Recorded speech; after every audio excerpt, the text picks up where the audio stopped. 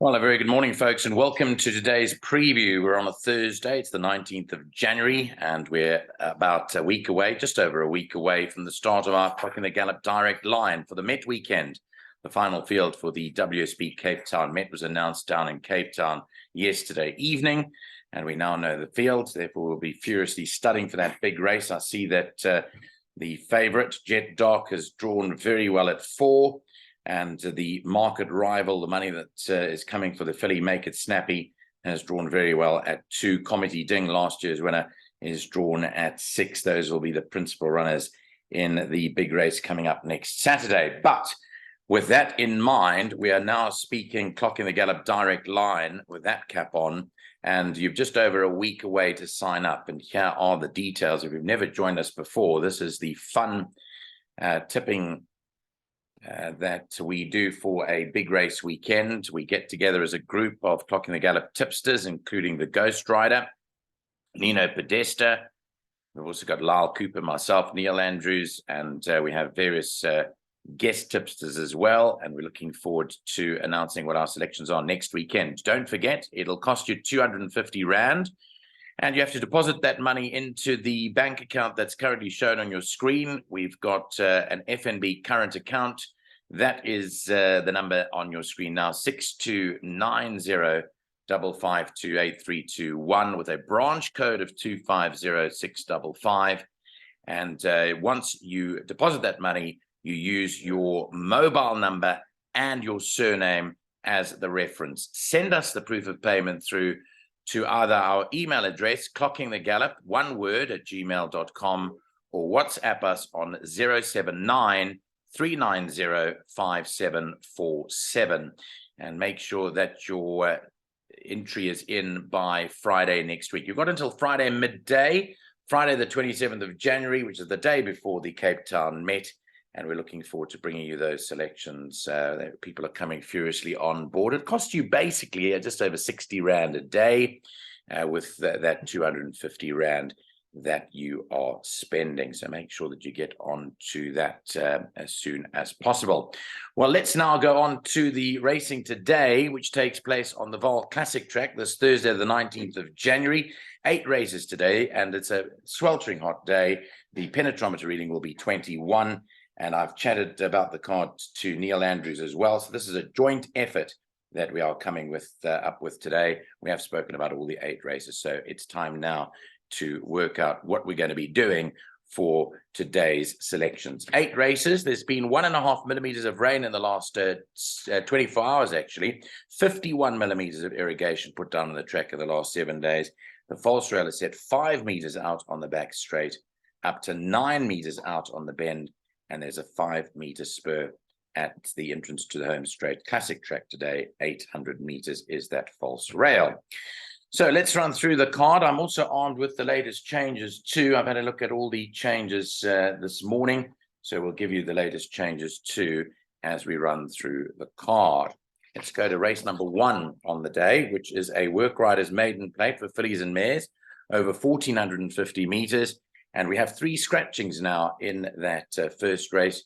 You can take out numbers 2, National Star, 6, Vos Harnoy, and number 8, Miss Christmas, which only leaves 6 runners that will face the starter for the first race of the day. Well, it does look like a 2-horse race, really, between the top 2 in the betting. They backed number 7, Ghost Ship, when she ran on debut, quite heavily, and she ran 5th on debut. The step up in a trip to 1,450 meters, I think, will suit her. But she has to beat Bushveld because Bushveld turned in a couple of useful performances and is drawn pretty well too at number 1 now because of the scratchings that comes into pole position 1. Just going to share with you the betting on the first race, and then we'll finalize our selection. At the moment, Ghost Ship is at 9-10, and Bushveld is quoted at, I think it's 15-10, but here's a look at that betting. Yeah, 15-10 about Bushveld. As I said, we make it a 2-horse race between the 2 of them. I think Ghost Ship will improve. Whether or not it can beat Bushveld is another story. So I think really go into that with both eyes wide open and take a view of the boxed exacta there. It should come 3773 in the first of the day. Just taking a quick look to see whether there are any other changes in that first race apart from those 3 scratchings.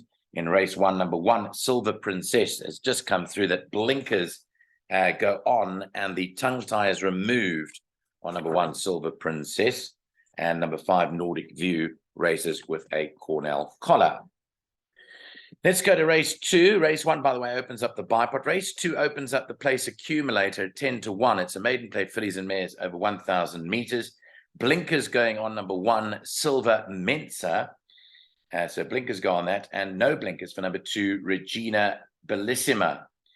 Now, it's interesting to note as well that Gavin Lorena will not be riding the first timer here, which was an interesting booking indeed on number 9, Chili Marmalade. He's been booked off for the second race only. He will be riding for the rest of the day, and it cites family responsibility as the reason. Well, Silver Men's are the favorite. All the money is for that, from even money into 6.3 to 10. Keegan DeMello's riding high. Johan Janssen van Vuren, the trainer's riding high. And who are we to say that this one isn't looked like a ready-made banker today in your bets?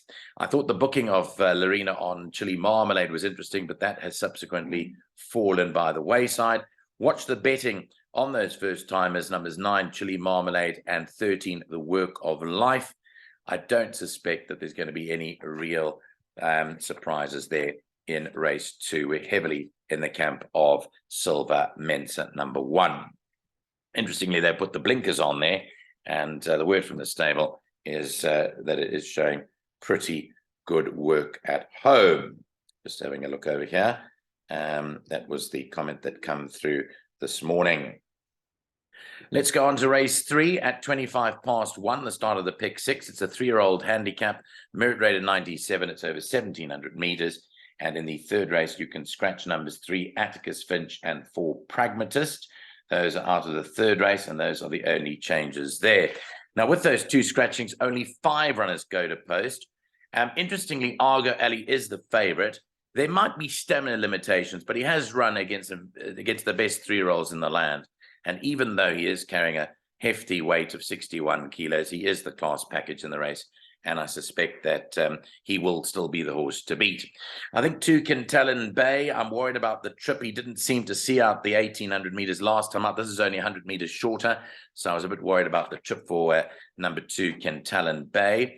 5, Bowl First has just come out of a maiden. Probably further improvement expected from Bowl First. But the comment from the stable is that the horse is well enough to run a feature, to run a big race. Number 6, Future Wolf, I think is the main danger to Argo Ali, and Heather Adamson's got her stable in fine order, ran a good race last time out, and I think 1, Argo Ali, and 6, Future Wolf are the horses here, just eminent. The blinkers come off this horse, and I prefer the 6 to the 7 there. That's race number 3, a small field. As we move on to the 4th race now, race 4 is the start of the first jackpot. It's back to the maidens, a maiden over 2,000 meters, and this runs at 2 o'clock. It is the start of the first jackpot. Now, in race 4, you can scratch number 7, War Medal. That comes out of the 4th race.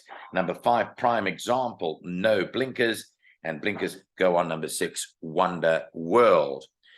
Well, I had a good look at this race, and I think number 3, Puerto Plata, he's a very well-related horse. He's related to Puerto Manzano, and I thought that the trip stepping up from the 1,600 to the 2,000 would suit this horse. Gavin Lorena will arrive in time for the ride, and I think it might well be nicely priced here at 7-2, and that is definitely my first choice, Puerto Plata. I was quite surprised that he ran so well last time out, and I think that going a step up and trip may even suit him a little bit better. Interestingly, Wonder World, Candice Dawson has won for the Ralph's Racing Syndicate on their last 5 runners. So the last 5 runners in the Ralph's Racing Syndicate colours have all won. So they're going for 6 in a row with number 6, Wonder World, and there is money for that, but I do prefer Puerto Plata. The fillies that are receiving 3.5 kilograms from the colts are Broadlands and 12 Turn the Beat Around, and I think that they may well pose the biggest threat to our selection. So Broadlands possibly better, than Turn the Beat Around, but Turn the Beat Around can definitely improve. On the pedigree, she's definitely looking for the 2000, so I wouldn't be surprised if she popped up and won either. So horses here are 3, 9, and 12, with behind that number 6, Wonder World, from a bang-in form, Candice Dawson Yard. Let's move on to race number 5, which is the start of the second jackpot at 14.35. It's a merit rated 84 handicap. It's a sprint up the straight 1,000 meters. And in race 5, you can scratch numbers 2, Ridge Runner, and 7, Arbitrator. Where was it? Number 3, Set to Go, has blinkers on and the tongue tie comes off. 3, Set to Go. Ran a disappointing race, I thought, last time out, even though it blew out in the betting. But I think with the blinkers on, Set to Go may well be right there today, and is one of the leading lights, certainly for us at Clocking the Gallop. Number 4, Mtombo Walwazi, has won 2 in a row. Marco van Rensburg hasn't lost on it yet and sets a blistering gallop up front and is the favorite at 16.5 to 10. So I'm expecting 3 and 4, Set to Go, and Mtombo Walwazi to fight it out. For larger perms, number 5, Bronco Blitz, could pop up at a big price, 14 to 1, has popped up at a big price before. Number 8, Trey Amici, has just won a maiden, so a lot more to do from a 1 draw. And then number 1, Quick Breeze, and number 6, Mover and Shaker make up the field. So with the scratching of Arbitrator and Ridge Runner, again, just 6 runners go to post for race 5. We're in the camp of 3, Set to Go, ahead of number 4, Mtombo Walwazi. Let's move to race 6 now, which is the start of the final pick 3 of the day. It runs at 3. It's a merit rated 71 handicap. It's another sprint up the straight 1,000 meters. Scratched here, quite a few of them. Number 7, In the Ether, is out. Number 9, Rio's Kiss, is scratched. Number 12, Bridge of Spies, comes out. And number 13, Mercer Girl, is scratched. So 4 scratchings, leaving 10 runners lining up in race number 6. In this race, number 8, Pindem Zala, races unshod. The front set of Elamites come off. Number 10, Magic Flower, no blinkers. And number 11, Pendragon, will race with blinkers on. Now, this is our value bet of the day. Both Neil and I gravitated to the same horse in this race, and it is an outsider, currently at 20 to 1. It's number 11, Pendragon. They put the blinkers back on. Ryan Munger has ridden this horse once, way back in July of last year, but he rides this one for his sponsors, the Bryanston Auctioneers head, Jan Stekhoven. And on a couple of lines of form, this horse should never be 20 to 1. So we are taking a bold stance here and tipping that to run a big race, number 11, Pendragon. There's been lots of money for Captain Dizzy, as there was last time out. He was scratched at the start, Captain Dizzy. I think he worked himself up into a terrible sweat before they ran the last time. And if he doesn't do that again today, then he's an obvious live wire. The stable certainly have gone for him in a big way, from 7 to 2 into 22 to 10. Outside of those, I think number 5, Wings of Nike, always gives of her best in this handicap. I think she's got a chance of 58.5 kilos, and I definitely respect Wings of Nike. And then number 8, Pindem Zala, that despite the fact that they've removed the half set of Elamites at 14 to 1, he may be another one to include in your permutations. So we are in the camp of number 11, Pendragon, each way in race number 6. But it doesn't end there. Wings of Nike, Captain Dizzy, horses like Pindem Zala, and even Stormy Seas up next.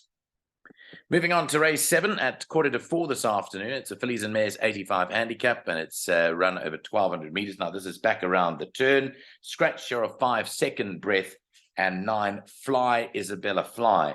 Scratched 5 and 9 from race number 7. Those are the early changes there. We're looking at the betting. The money is coming for number 7, Celtic Rumours, who was a maiden winner last time out. She didn't beat a strong field, but it's the manner in which she did it. And Neil was certainly very big on Celtic Rumours going close to winning again. I quite like number 4, Aga Heat, as a big danger. 3 kilos between them. It may be enough for Celtic Rumours to win it, but I certainly respect the Gavin Van Zyl train number 4, Agahit, another stable that in Joburg is in very good form. They had both Trump My Queen and Go Flickerty, which ran second the other day. And I think with the 2 scratchings, this horse comes into a draw of 7, Agahit. So I'm expecting Agahit and Celtic Rumours to fight that out. Expect improvement as well after the last run for number 8, No Time Is Taken, has changed stables now with Candace Dawson. Intoxicating is a very decent horse. Could be too short for it. First run in 2.5 months. Might just be a come-on, look-see run, but that could also pop up. Number 1, Intoxicating. On to the 8th and last race that runs at 4:20. This is a middle stakes over 1,450 meters. What is a middle stakes? Well, basically, they weight horses according to their merit rating and bands. So if you rate it between 97 and 101, you get 62. 92 to 96, you get 60. So provided you're in a certain band, you'll be allotted that weight. But the important thing here is that fillies get a sex allowance of 2 kilograms. So all the fillies are well in. There have been a couple of scratchings. Number 4, Sir Michael, is scratched. And the horse that we really liked was number 10, Good Queen Bess. We really, both of us, thought that she had a big chance today, but she has unfortunately been taken out as she is off her feed. So Good Queen Bess, a non-runner in race number 8. Other change, number 5, Laguna Verde, the blinkers come off. Well, staying with that theme of the fillies and mares, I think if I have a look down at the weights over here, number 9, Crimson Princess, only comes in with 56 kilos at 6.5 to 1, 7 to 1. And the other filly further down is an enigma, Peyton's Tears, rather. She loses her race at the start. Excuse me. And I was getting a bit hyped up about that, actually. Peyton's Tears. She loses her race at the start. But I think she's got a big chance over here, despite the fact that the cheek pieces come off. So don't exclude number 12, Peyton's Tears. She's definitely one to keep an eye on. The money has come for Meridius here, 9 to 2 into 3 to 1, and also outside money for Laguna Verde, who the blinkers come off. So it isn't an easy race to get through. Vanderbilt is a very, very strong runner, but do remember that Sianda Sasibo, the apprentice, rode his 20th winner within the last week, so therefore only claims 2.5 kilos. This horse has to carry 59.5. He is a strong front runner, but he isn't drawn well with the 2 scratchings. I think he comes in to a draw of 7. So Vanderbilt got a chance. Laguna Verde, well respected because he's got some good 3-year-old form, 2 and 3-year-old form at that. After that, Crimson Princess, Meridius, and our mare down at the bottom there, the nicely priced Peyton's Tears. I certainly think that the 2 fillies have big chances and both come in at big prices. 13 to 2, Crimson Princess, 20 to 1, Peyton's Tears. Don't leave those out of your calculations. A very tough race. If I was playing in the pick 6, I'd want the field in the last leg of the pick 6 because it does look that tough. We were quite strong on Good Queen Bess, but unfortunately, she is a non-runner. So sorry for that hiccup at the end there. A frog got in my throat, but we're hoping that you have a good day. I'm wearing my Chelsea shirt because they won the other day, which is a rare thing for all Chelsea fans. Let's hope that they come well in the next few weeks. The Met is coming up. A final reminder to join the Clock in the Gallop direct line. You've got until next Friday at midday to get on board for 250 Rand.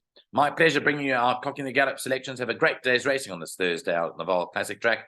And we'll speak again tomorrow. In fact, tonight, we're speaking to Nino Podesta about the meeting at Fairview tomorrow. So join us then. Bye-bye.